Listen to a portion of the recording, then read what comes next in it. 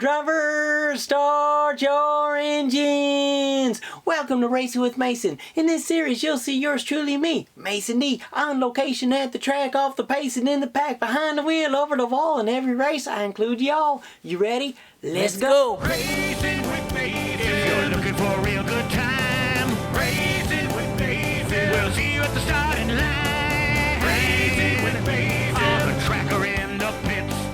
Racing Mason Dixon. Get a competition fits. Yeah, buddy. Here they come now, racing back through the tri-oval in the Mason-Dixon 500. White flag goes in the air. On the inside, it's Mason-Dixon. On the outside, it's Denny Hamlin. Last time through turn number one, Dixon in the Ford, Hamlin in the Toyota. Still wheel-to-wheel, midway down the back straightaway. Hamlin on the outside now begins to roll towards the front of the field. Here comes Dixon back at him on the bottom. Off of turn number four, still side by side. At the line, checkered flag is out. It is Mason-Dixon by inches over Denny Hamlin, and Mason-Dixon has won. The Mason-Dixon 500 beating Hamlin by a mere inch or two at the line. Let's go to victory lane. Mason-Dixon is there with our winner, Mason-Dixon. Hey, Mason. Mason. Mason, wake up. It's only a dream. Wake up, Mason. I'm here, I'm ready.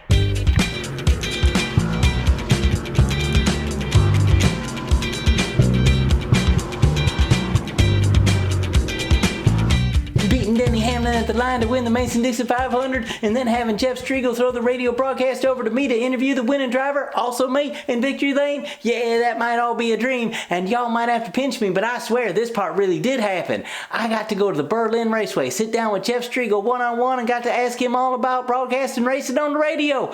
Let's send it back up to the booth to Mason and Jeff.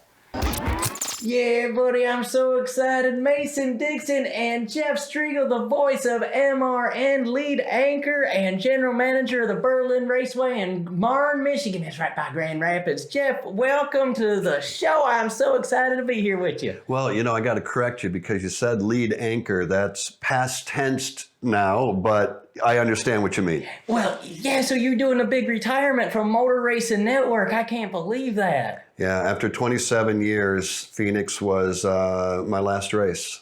Wow. So, all right. Now, I'm real curious. I got a couple ideas, but I sure would love to have your job. Can you give me some tips that I could maybe become the next lead anchor in the booth? No, I don't think I do have any tips for you. You're ready to fill in right now. I can just tell by the delivery. See, I don't want to see. I think probably one of the hardest jobs is the feller that has to go and interview the guys who crashed in the race at the infield care center. Is that the starting spot? Is that where you put the first timers? That's probably where we would put you. Yeah, where it's just simply one question, or actually two. Are you okay? And what happened? And that's all. That's all we want you to say. All right, well, let's cut to the beginning. How a NASCAR race is called on the radio. I just love listening to y'all, and it's just music to my ears. And you got two guys in the booth. You got people around the track. Tell me how you do it. And pit road reporters. So yeah, you're right. You know, a lot of people that listen to the Motor Racing Network would ask and say, "Who's telling you when to talk? Who tells you when to go?" We try to make it seamless. And you're right, we've got two guys in the booth along with an analyst, and sometimes that's Rusty Wallace, sometimes that's Todd Gordon. Then, you know, when you look at, let's just say this past season, you'd have Dave Moody in turn number one, you'd have Mike Bagley in turn number three. If we want to use Daytona, you know, obviously where we're going to be next, you'd have Mike Bagley at the end of the back straightaway. Then you might have Kyle Rickey in turn number four. So it's voice inflection. We certainly have areas where we know we have drop points. So if we're calling them down the front straightaway, let's say it's, you know, Kyle Busch and Joey Logano across the line as they race their way back to turn number one. Dave Moody knows about where that drop is going to be. Dave is going to pick him up, carry him all the way through the banking of 1 and 2. When they get to his feet or thereabouts, that's where he is going to drop. And Mike Bagley knows that. So he's ready to go. So he's watching him up in the banking, listening to what Dave is saying, following that voice inflection. And Dave goes, as they race their way off of turn number 2, Mike is right there ready to go. And the same thing is true with Kyle Rickey. If he happens to be in turn 4, he knows roughly where Mike is going to drop. There's nothing that says you got to drop him at exactly this point, but you want to pick them up, you want to complete the call and drop them somewhere in a certain area. Then you got 2 or 3 people on pit road. They actually are able to talk to a producer. So if they know that Denny Hamlin is starting to overheat, they can radio up to our producer and go, hey, I got a story on Hamlin. That will get passed on to your anchors who are going to say, Denny Hamlin is leading right now, but Steve Post, is everything okay on that number 11 Toyota? No, it's not. They're reporting right now that engine's starting to overheat, blah, blah, blah. So nobody is telling us what to do, where to go, what to say, what to talk about. It is completely, when we go on the air, it is up to us to hopefully make magic. And you do every week, man. That's great. I want to start a new radio network. It'll be the Racing Mason Radio Network. So RMRN. And since you retired, I got a position open. We could go across the country and do lawnmower racing, power wheels racing, mud bogs, tractor pulls. What do you say? I'll get back to you on that. Right. Let me think on that for a little while. I'll get back to you. Okay. Well, just saying that if I were to work my way into broadcasting a race, right. How do you get started? Short tracks like what we have right behind us. We get that question all the time, Mason. How do I do it? And the thing that we would all tell anybody asking that question is to do something, do everything you can. Go to a high school and do. They got them track meets inside. Well, I wasn't thinking of track meet necessarily, but football, basketball, volleyball. Get on a microphone and talk. And if you happen to have a short track in your backyard, and I know you do, go there and do PA work, do broadcasting, do anything and everything you can as often as you can. And then when you think you're ready, and I know you're ready, I can just tell you're ready, cut an audition tape, send it off to PRN, send it off to MRN, and hope that they call you back and go, you know what, we listened to your stuff. We'd like to have you come to this track or that track and audition. And, it's such a fun time when we do an audition because we get somebody like you that gets the call. Come to Michigan International Speedway. We're going to put you on the air. We don't really put you on the air, but we're going to act like we're on the air. We're going to audition you. So you'll go out in a turn and you'd go out there with Dave Moody and he'd hang out with you and be like, all right, you ready to go, Mason? All right, let's pick him up. We'll cover a practice. Okay. So here comes Justin Allgaier, Cole Custer. They head their way towards you, Mason, and it's up to you to hit the microphone and talk. And so you got a button that you yeah, there's just a button. Okay. When you want to talk, you hit the button and you talk. When you're done, you let go. And if you do it the way our producer wants you to do it and he hears what he wants to hear, he may call you back and go, Mason, I'll tell you what, we've got an opportunity at this track or that track to come out and work pit road or come out and do a turn and we'll see how it works. It's a fun time because people are so excited, and obviously not everybody makes it. In fact, a very rare few do get that call back. There's just not that many positions available. And you guys never get fired or nothing. We never leave. Although I just left, but we never leave. You left, Doug Rice left from PRN, and finally there's some turnover, but you look at the bios on everybody. They've been here since the 90s, the 80s. Well, and that's something that we're proud of. I was with the Motor Racing Network for 27 years. Alex Hayden was my broadcast partner. He's been there for 28. Dave Moody has been there for 35. Mike Bagley for 31. Steve Post for 20-something. You're right. If you're going to make a living and do that as a full-time basis, you have to be very patient. Keep working. Keep doing what you want to do and hope that at some point somebody says, it's your turn. Wow. So, okay, you mentioned Alex Hayden. So, how do you guys not step all over each other? Because I'm like, I get how you throw it from turn 1, 2, 3, and 4, but then when it comes back in the booth, when I listen, I can't tell. Like, how did he know it's his turn to talk, and how did you know it's your turn?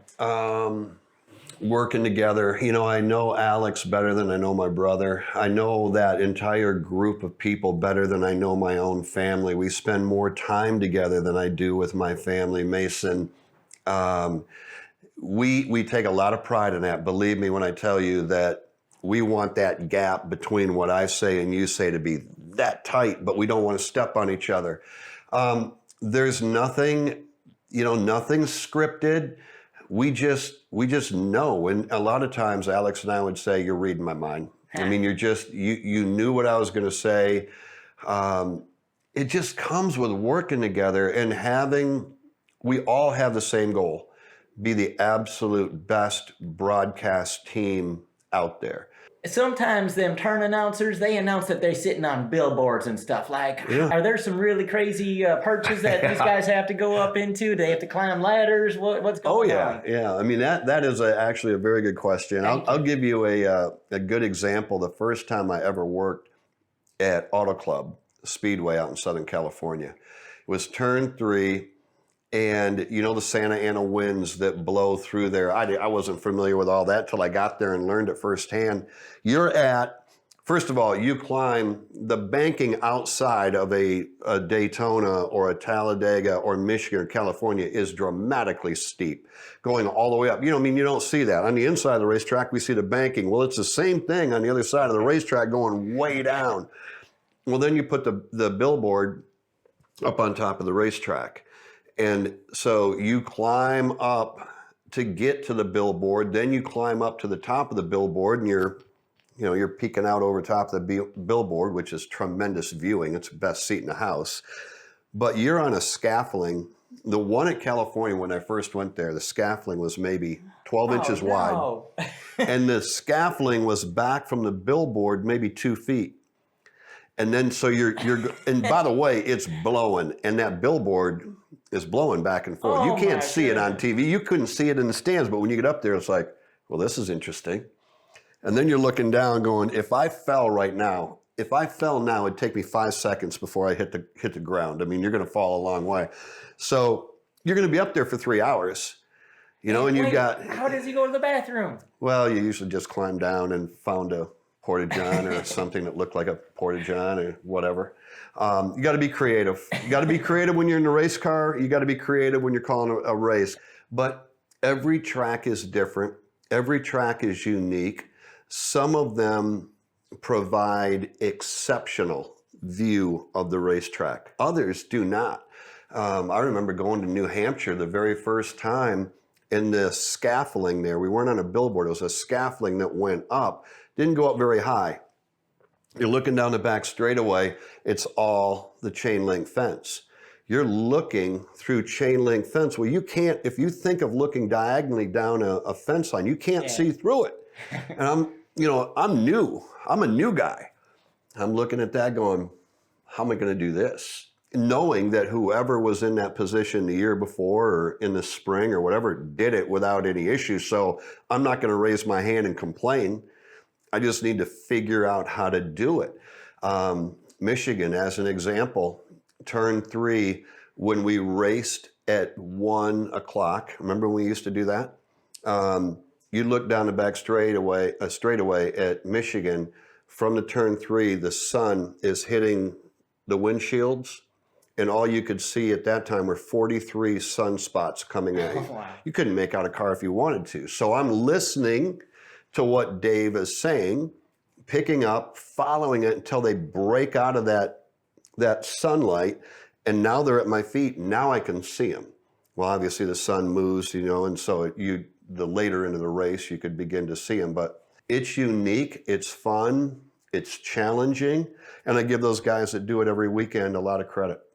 And you don't get any weeks off. Even though you might have PRN covering a race, I bet you have to watch that race or listen to it. And which do you do? Do you listen or do you watch? I'll do both.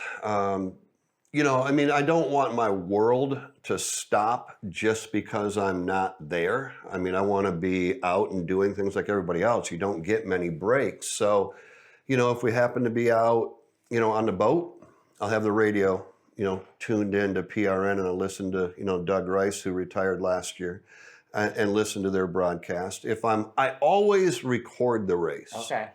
And so whether I listen to it or not, I would always go back home and at some point watch the event just to find out what may have happened that may be a storyline going into the following week.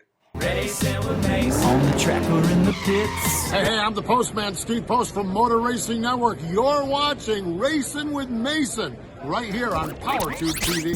So let's find out how you, Jeff Striegle from Grand Rapids, worked your way up to be lead anchor of the Motor Racing Network. How did that happen? How much time do we have? I raced out here. I raced open wheel cars when I was younger. Family comes around, time to get out of it. Can't afford to do it. So I literally, I'm sitting right here with my dad, and I go, I cannot be a fan. I mean, we had sold the car, you know, we're done. And I came up here and sat there and I'm like, I cannot be a fan. This is not me. I have to be involved. Never once did I do any broadcasting, nothing.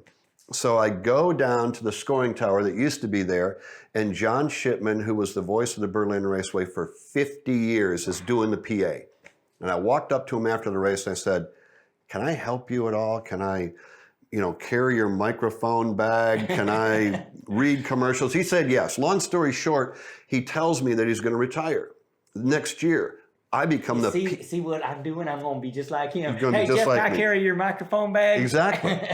I'm now the PA announcer at the Berlin Raceway. I've never done anything like it in my life. I loved it.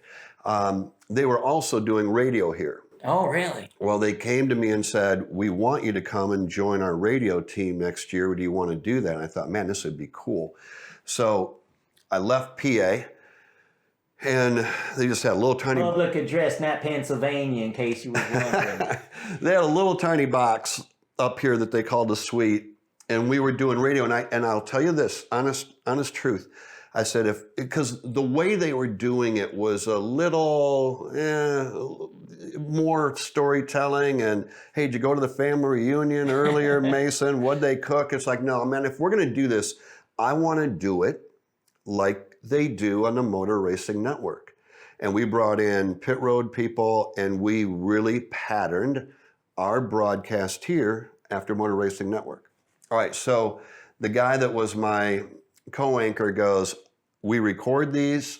You need to send one into Motor Racing Network, see if you can get an audition. I'm like, I'm not going to do that.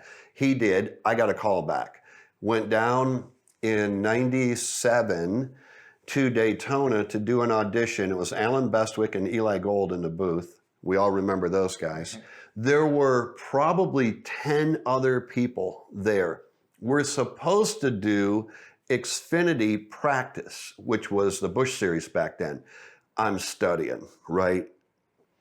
We are ready to go. In comes the president of the Motor Racing Network at the time. He goes, by the way, we're going to throw you guys a bit of a curveball. Unfortunately, we can't do the Xfinity Series. You guys are going to call the Goodies Dash race. Goodies Dash race. I don't know anybody. I don't even know what a Goodies Dash is. And I go out there with Joe Moore, out in turn one, because he was in turn one at the time before he moved to the anchor position. I'm standing out there. I'm like, I don't even know. He goes, make them up. Put anybody in the car you want. Just make it up. Well, if you're familiar with a Goodies Dash, they're basically 4-cylinder cars, and they run 9 wide. They just run. And here they come. They get to turn number 1, and we wad them up, and we've got cars flipping. Oh, no. I'm calling them. I'm horrible. So we clean up the wreck. We get back, we get going again, we do it again, and they wreck again. And we're truly tumbling cars down the banking. I'm like, okay, my audition is over. Thank you guys, I'm heading home. I know I'm never gonna get a call back. I got a call back, and they wanted me to come and do the Texas truck race. I'm on the top of the suites at Texas. I'm scared of heights. I have no idea what I'm doing. I'm sitting on the edge of the suite, true story, looking down going, I can't believe I'm here. And we start racing. And I would say Jack Sprague's got a 4-car length, truck length lead over. Now, you're doing one of the turns? I'm doing turn 4 at Texas. Okay. And every commercial break, they'd be like, hey, Jeff, yeah, they're trucks, not cars. Let's just refer to them as trucks here. I'm like, I know. And I kept making a mistake. And every commercial, they'd be like, hey, Jeff. It's like, I know what you're going to say. They're never going to call me back, right? They did.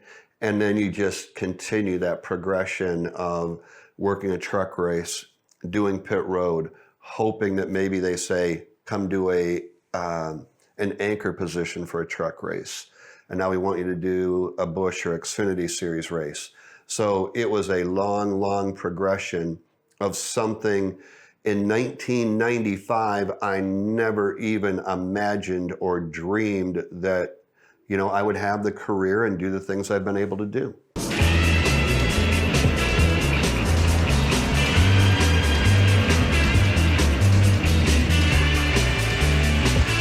Berlin Raceway, now that you're going to be here, are you going to start a fund for the Berlin Wall and actually put a ball? This track don't have no wall on the back stretch. No wall. Like, tell me about that. Well, it never did. It's actually been added on to. The turn 2 wall ended much further back into turn 2. They were able to do it. Everybody gets it. The cost of everything is so dramatic. When you look at what it would take to put that wall in and put a fence up, and I'll tell you what, we'll leave it just the way it is because it's unique. That is. And you don't wreck a car. When you shove me off the racetrack, I do have some runoff room. I'm not hitting a wall, so there's good and bad. Awesome. Well, Jeff Striegle, thank you so much. Congratulations on your retirement. And hey, if you want to do that Racing Mason radio network, the RMIRN, look me up, and we'll travel the country. And your expertise, my enthusiasm, we make a good team. Oh, we will. And I'm going to put in a good word for you. I'm going to get a hold of Ryan, the producer with the Motor Racing Network, and let him know that I think I found the next talented individual. Yeah, buddy. This one is soaring up the charts. Mark Dawson's latest hit, Jeff Striegle, the Eagle. White flag goes in the air. On the inside, it's Mason Dixon. On the outside, it's Denny Hamlin. Last time through turn number 1, Dixon in the Ford, Hamlin in the Toyota. Still wheel to wheel, midway down the back straightaway. Jeff Striegle, you're an eagle, call that race high in the sky. One of the best in the business, and you're such a modest guy. What you did each Sunday, well, it wasn't easy to do. We're all grateful that you did, and we gon' miss you. We no longer get to hear you on MRN, so we'll make our weekly road trip, and we'll see you at Berlin. We'll see you. You've been all over the country, spend your summer in Michigan. You've been flying across the country, now you're staying in your nest. Fly like an eagle, fly high like Jeff Striegle. High five, Jeff Striegle, fly like an eagle. Hamlin on the outside now begins to roll towards the front of the field. Here comes Dixon back at him on the bottom. Off of turn number 4, still side by side. At the line, checkered flag is out. It is Mason Dixon by inches. Jeff Striegle, you're an eagle, and nothing gets past you. 200 miles an hour from your bird's eye view. You painted us a picture we could see it clear as day. The sights, the smells, the sounds from just the words you'd say. Yeah. NASCAR fans will miss you when they tune in, but the winners are your patrons at your track in Michigan. Yeah. We'll see you at Berlin. You've been all over the country, spend your summer in Michigan. You've been flying across the country, now you're staying in your nest. Fly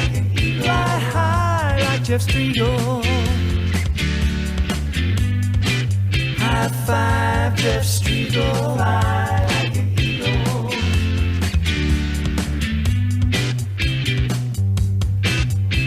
Fly like an eagle. High five, Jeff Striegle. Fly like an eagle. Fly high like Jeff Striegle. High five, Jeff Striegle. Fly like an eagle.